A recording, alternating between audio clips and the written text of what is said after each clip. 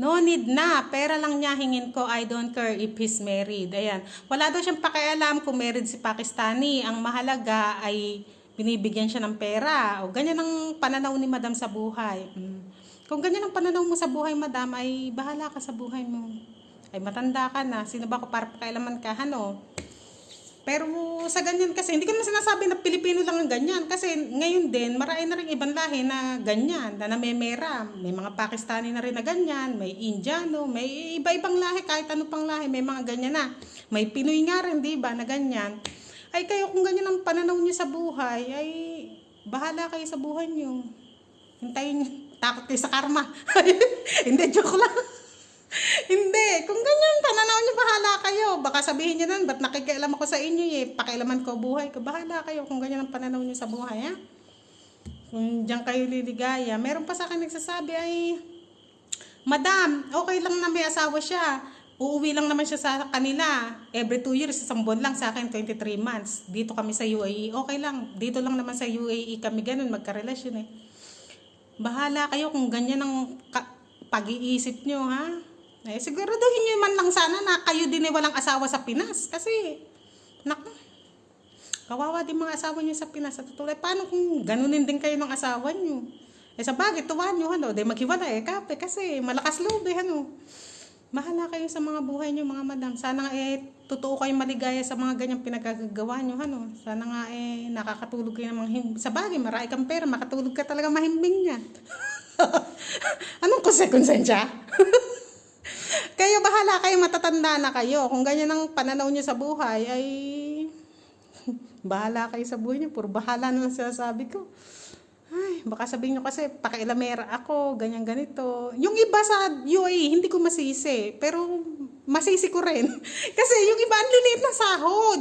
Meron pa akong natanong dyan, 1-2 daw ang sahod. Eh, okay na. Sabi ko, libre naman bahay. Hindi libre bahay. Sabi niya, hindi libre. Pamasahe libre. Hindi rin. Pagkain, hindi rin. Eh, paano ka pa nun ka kung nakakapagtabi sa'yo? Ade, puro pambayad lang sa bahay at pagkain, pamasahe yun. Sabi ko, paano ko pa nakakapagtabi? Kaya yung iba, ang ginagawa, ayan, kumakapit sa patalim. Nagjojowa ng iba-iba para meron siyang pambayad sa bahay, iba yung jowa niya pang grocery, o kaya pag ang natagpuan niya ay may pera-pera si Pakistani, ay siya na lahat ang gagastos.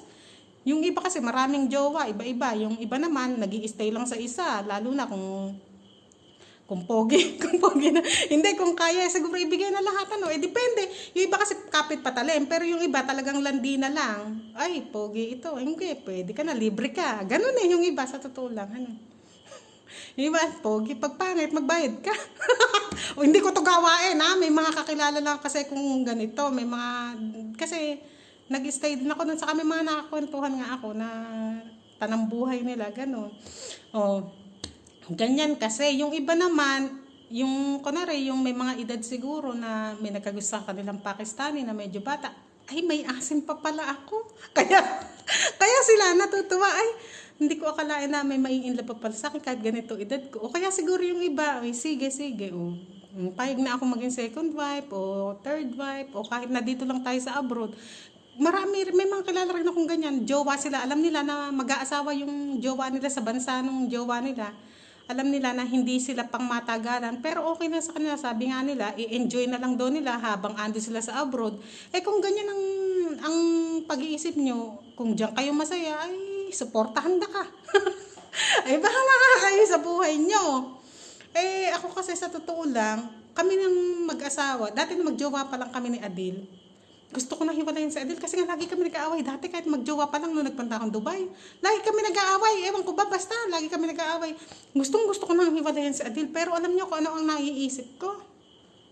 Pag hiniwalayan ko to, baka isipin nito. Kasi siya ang tumulong sa akin makapunta sa Dubai. Ano, siya ang gumastos lahat-lahat. Baka isipin niya, kako, pag hiniwalayan ko siya, pinirahan ko lang siya na yun lang ang habol ko sa kanya, makarating ng Dubai. Kaya ako nagtiis. Hanggang ngayon, nagkaanak na kami dalawa. Okay naman na ngayon. Dati kasi, lagi kami nagkaaway. Eh ngayon, hindi na. Ano na yan? Siguro dati kasi bago-bago, diba? Magkaibang relihiyon, magkaibang paniniwala, magkaibang kultura. Kaya siguro, lagi kami nag-aaway dati. At saka, parang maiksi ang PC nga. Maiksi ang pasensya namin noon pareho. Kaya ganun. Pero ngayon okay na. Kaya buti na lang talaga nagtiis ako. Ay, may dalawa na akong, ano ngayon, bulinggeto, may dalawang makulit. Kaya kayo, kung yan ang pananaw nyo, yung pera-pera na lang, ay, bahala kayo. Sana, yumaman ka. yun, yun na lang masasabi ko sa'yo. Sana, yumaman ka at pautangin mo ako.